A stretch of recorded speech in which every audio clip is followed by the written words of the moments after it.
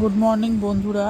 আজকে কৌশিকী অমাবস্যা, তো তারা মায়ের দর্শন দিয়ে ভিডিওটা আজকে আমরা শুরু করলাম।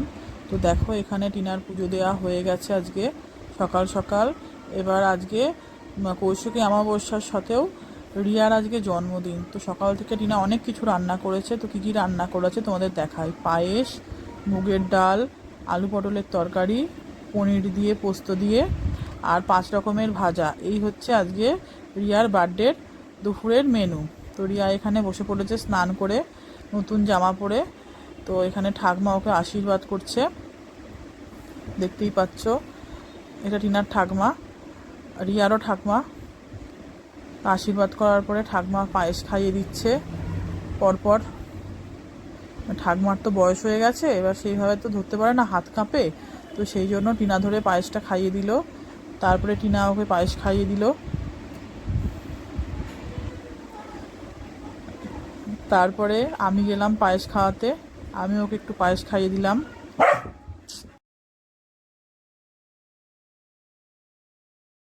রিয়া এদিকে খাবারগুলো খেয়ে বলছে দারুণ হয়েছে। তো আমরা ঝটপট রেডি হয়ে চলে গেলাম এবার ফুলের দোকানে। যেহেতু কৌশিকী অমাবস্যা, মায়ের জন্য একটা পদ্ম ফুলের মালা আমরা অর্ডার করেছিলাম, তো সেই মালাটা নেওয়ার জন্য। তো দেখো কি সুন্দর মালাটা করেছেন উনি। শুধু পদ্ম ফুলের মালা না, পদ্ম ফুলের মালা আর বেলপাতা, 108টা বেলপাতার মালার অর্ডার দেওয়া হয়েছিল। তো এখানে আমি একটু দাঁড়িয়েছিলাম বলে গোলাপ ফুলগুলো তোমাদের একটু দেখিয়ে নিলাম। খুব সুন্দর লাগছিল গোলাপ ফুলগুলো। তো এখানে আমরা মন্দিরে চলে এসেছি। তা মন্দিরের যে যিনি হেড, তিনি টিনাকে বলল যে মালাটা তুমি পরিয়ে দাও। তো টিনা মাকে মালাটা পরাতে গেল। তো যেহেতু আমরা না খেয়েছিলাম, উপোস করেছিলাম আমরা, তো উপোস করেই আমরা মায়ের গায়ে হাত দিয়ে মাকে ছুঁয়েছি, খাওয়া দাওয়া করে ছুঁইনি। তো আমি ছুঁইনি, টিনা ছুঁয়েছে। তো আমি দূর থেকে ক্যামেরা করছিলাম, তারপরে মাকে প্রণাম করেছি। তো এই হচ্ছে আমাদের মা তারার মন্দির।